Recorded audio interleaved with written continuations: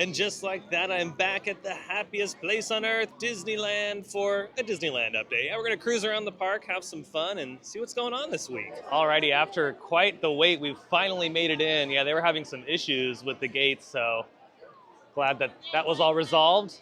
And now we're in the park. And you know what, before I forget, hello everyone, welcome back to another Theme Park Obsession video. My name is Dylan, and thank you so much for tuning back into the channel. Yeah, we're cruising around Disneyland today. There's so many updates, there's so many things to talk about. So let's not waste any more time and dive right in. Yeah, see, even the ducks are super excited to be here. This is exciting. I wonder what ride they're gonna go on next. Or you know what, they might be going to see the new Walt Disney show, which we'll see a little bit later on in today's video. And then look at this over here in Adventureland. Spencer from Best Life and Beyond. Oh, how's it going? good, man. Dude, isn't this fountain awesome? I do like it. I like the deep, cool sound. I also think, is that to pitch coins in or something right there? Those little side Maybe. packs? That's actually a really good idea, because then they don't have to worry about getting the coins from other areas, even though people are going to throw them in a bunch of different spots. But yeah, this fountain's ready to go. It's working. It's filled with water. It is complete. And I love when they do stuff like this around the park. It really does make a huge difference and adds just even more theming to an already incredibly themed park. So this is good. I love stuff like this. Yes. Okay. So 11:55. So 10 minutes. We've got the swirl one with peach and strawberry, and I got Dylan the regular peach. Just peachy. For you. And just to add a little context to what Katie was talking about, they have a new peach-flavored Dole Whip over at the Tropical Hideaway. So that's why we're in Adventureland. We're going to check that out. That is for the 70th anniversary kickoff. It's for a limited time, which is unfortunate. I hope they keep it around for longer than just a limited time. So maybe if it's really good and more people purchase it, they'll keep it around. So we're going to find out how good it really is. Also, my friend Sarah, if she's watching, I feel like she would really enjoy the peach-flavored Dole Whip. She's a fan of some peachy things. But yeah, you know what? In general, I'm glad that Tropical Hideaway is always getting new flavors of Dole Whip or new specialty items. I dig it. I'm glad that they're always changing things up here. A flavor that I would like to see here permanently would be coconut. I love the coconut flavored Dole Whip at Magic Kingdom at Walt Disney World, because every time I visit Walt Disney World and I'm at Magic Kingdom, I get the coconut flavored Dole Whip. It's so good. It's so refreshing. So hopefully one of these days they'll bring it over here and make it a permanent thing. Okay, here we go. Peach flavored Dole Whip. The smell is insane. Like, the minute we grabbed it, I was like, dude, wow, peachy. Okay, here we go. That is really good. Oh, wow. You know what? This is up there with the strawberry. I think this beats out the strawberry. This might be my new favorite flavor of Dole Whip. But see, Katie got both. She got the peach and the strawberry. So we're gonna have to try both now. Sorry, I cut your head off when I slid it in there. No, it's okay. It's all part of the experience. Okay, we're gonna get a good little bite here. Peach, strawberry. Dang. It's better, huh? Well, this is deadly, because now I'm gonna have to come here and just get 40 orders of the peach and the strawberry. And then they're going to be disappointed in me and be like, sir, you have way too much. We're going to have to kick you out. You're banned. You're done. And then Dole is going to email me and go, dude, we've seen an increase of product at Disneyland.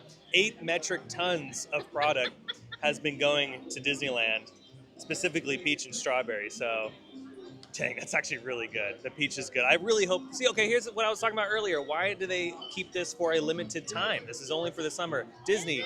Yeah, Disney, please keep this around longer. I'm sure you'll sell a boatload of it. Yeah, no joke. Like, I'm not BSing anybody. This is really good. The peach flavor is really, really good. This one's probably my favorite. Then strawberry. And then mango. Really? Mango's 3 for you? At least here at Disneyland Resort, my ultimate favorite flavor is coconut. The coconut flavor is so good. The mango one's good. See, they're just getting better and better with the flavors, but this peach one here for Disneyland is probably the best flavor.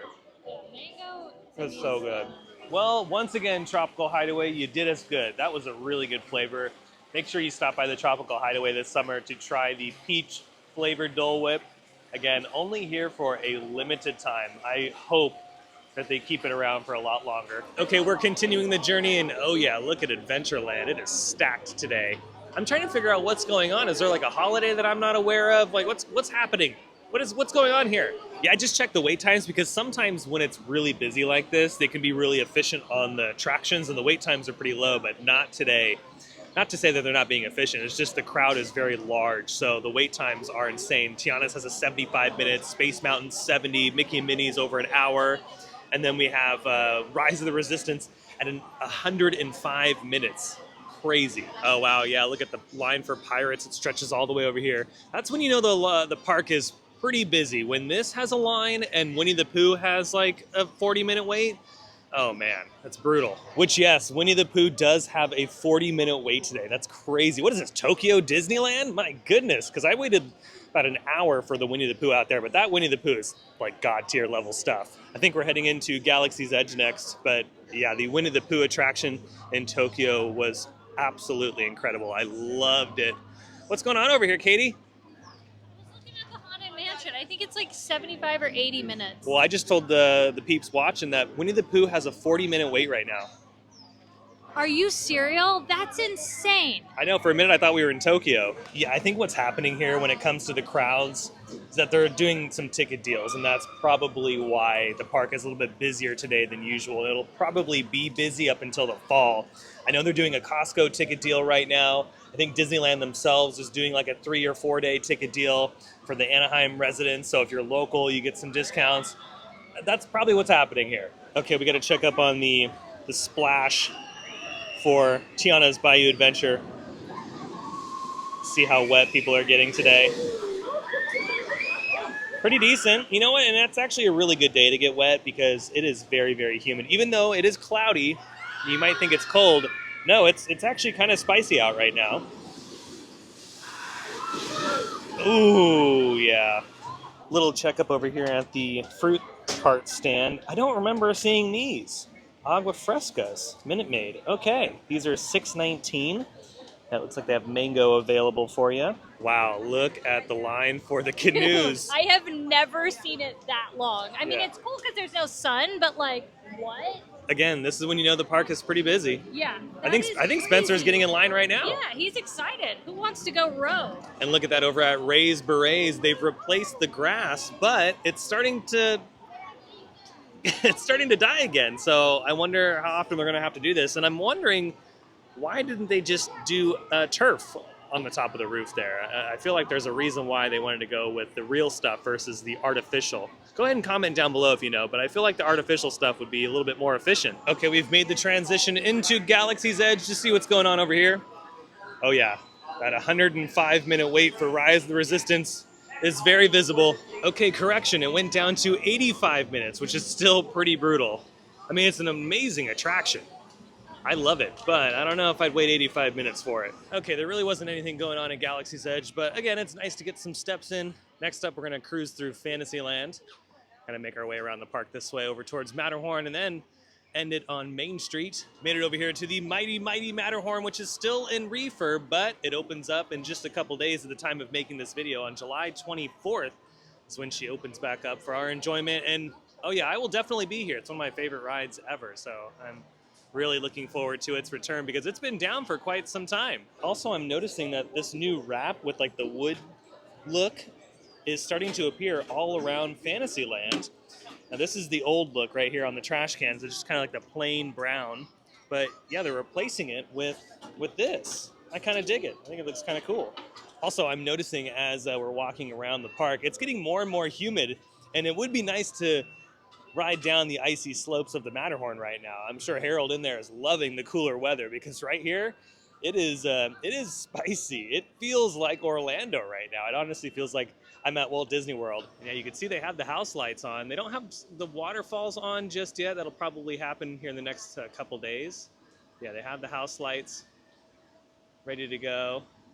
I'm not seeing any crew members or cast members walking the track. I know they have been as they prepare to get this thing back open. I'm actually kind of surprised they do not have a cycle going, for testing. Now over here in Tomorrowland, the big news is that you'll be able to meet the characters from the Fantastic Four film. That starts July 25th, and you'll be able to meet Joe, Betty, Trevor, and their robot friend, Beep Boop Bop. So yeah, Head over here to Tomorrowland to meet some of your favorite characters from Fantastic Four. That starts July 25th. Now over here at Star Tours, the adventure is actually not continuing because it is down for refurb. Look at this. Flights are canceled during refurbishment.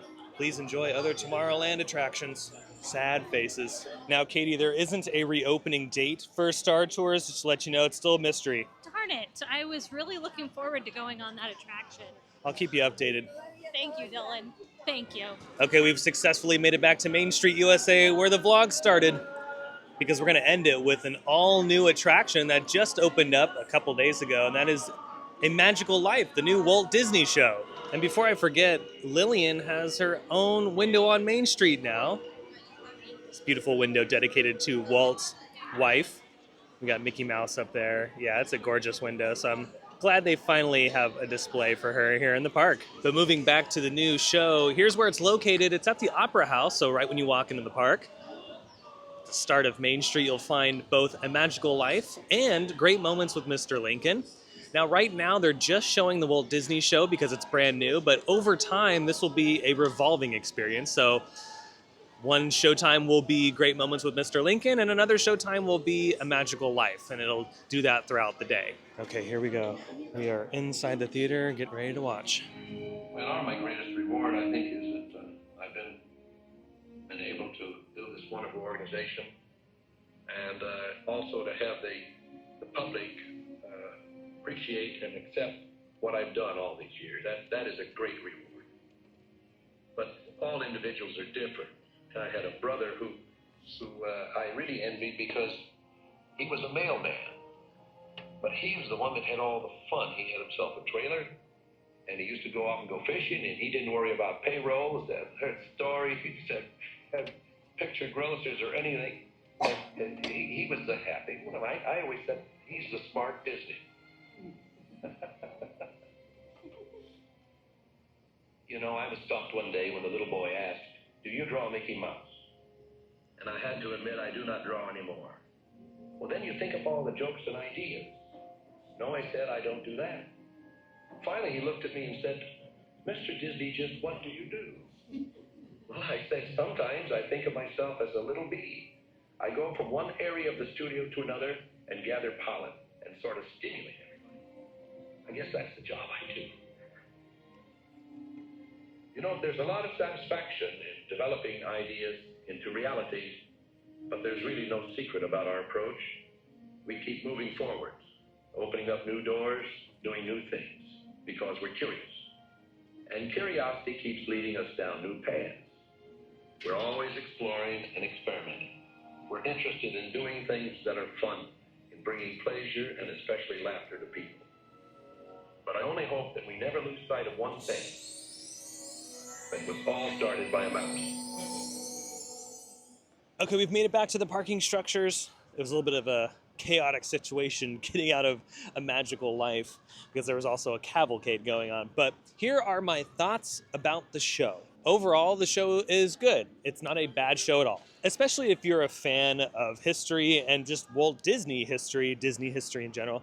It's good. It's essentially a version of One Man's Dream at Disney's Hollywood Studios in Orlando. But the difference here at Disneyland is that we get the Walt Disney audio animatronic, and it's their latest audio animatronic. It runs on the A1000 system and probably the newest of the new, so he moves incredibly smoothly.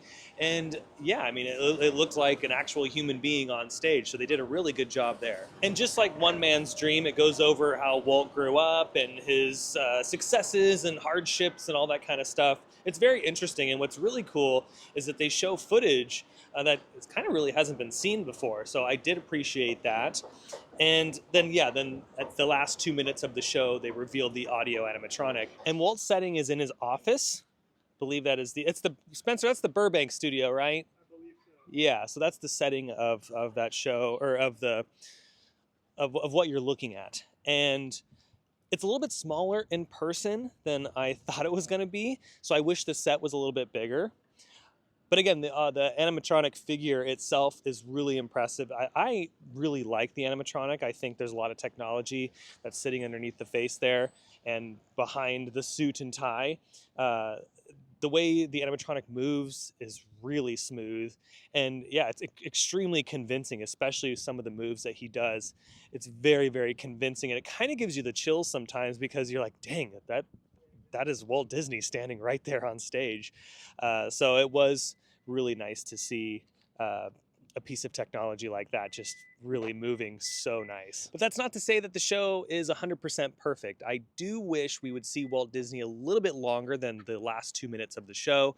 It's like a 17-minute long show. He's in it for 2 minutes. So I wish they would have been able to push that to maybe 3 or 4 minutes. I know it's very difficult just because there's really not a lot of probably audio that you can use that is usable for a setting like this. So maybe that's what they were working with. But I wanted to see more of Walt because the animatronic figure is really good. And yeah, he is convincing. There are some things that, some movements he does where you look at the face and you're like, I don't know if that's Walt Disney. But then there's other times where he moves and he's looking at the crowd and you're like, wow, that is Walt Disney. That's so cool. So I really just wanted to see more of him and less of the film because yeah, it's almost identical to the One Man's Dream experience out in Florida. I also wish they would have picked a different narrator for the show. The narrator of this show is Bob Iger. He's the current CEO of the Walt Disney Company. I wish they would have picked maybe Julie Andrews or you're gonna have to help me out, Spencer. Who does the narration of Spaceship Earth? Okay, Judi Dench as the narrator of Spaceship Earth. She would have been great too. I wish they would have picked somebody else, or maybe even a family member would have been kind of cool to do the narration of the Walt Disney show. It's a little weird hearing Bob Iger's voice there because, Bob Iger's not going to be with the company forever. Of course, his legacy lives on, just like Michael Eisner's, and it's just a little weird. I would have picked a different narrator, would have had the animatronic in it for a little bit longer. But overall, if you are a history person and you really love the Disney history and you really want to learn a little bit more about Walt Disney, if you didn't know everything, then A Magical Life might be something you want to go see. Honestly, I think a lot of people should go see it because it is a very important show to the park and to the company. And I'm surprised they even did something like this to begin with. This is one of those moments where I think it's a huge win for Disneyland, even though we have our opinions on the look of the animatronic and the setting and all that kind of fun stuff. I do think that original ideas like this for the parks are huge wins. And I hope that Imagineering and just the company in general continue to move forward with things like this because I feel like, yeah, these are cool. Some people really love sitting down and learning about stuff like this. So I think it's a big win. I think it's an enjoyable experience. It's nothing long. Remember, it's 17 minutes. So if you want to take a little bit of a break, especially when it's nice and hot and humid like it is today, it's nice to sit down and enjoy a pretty beautiful show. No, I did not tear up. I got pretty close in some moments. I actually got pretty close with some of the video footage that they were showing, not really with the animatronic. The animatronic didn't hit as hard as I thought it was going to when they revealed it, but that's not to say that the animatronic is bad or anything, but I feel like the video footage was hitting me a little bit more just because it's so fascinating seeing a lot of that footage that I just really haven't seen before. So, and if I did see it at One Man's Dream, I just have forgotten because it's been a few years since I've seen the show. But that's like the heavy hitting stuff. Overall, though, it was a good day at Disneyland. Updated you on a few things and, of course, saw an all new attraction. And I hope you guys enjoyed today's video. If you did, you can let me know by smashing the thumbs up button. And if you're new to the channel and you love these videos from Disneyland or some of your other favorite theme parks, well, you should consider subscribing because I have brand new videos every single week that you won't want to miss out on. Also, be sure to check me out on Instagram and X, and don't forget to subscribe to the secondary channel. All those links will be down below in the description. But until the next video, I hope you have a beautiful day, morning, evening, whatever it is. I'll see you next time in the parks. Bye.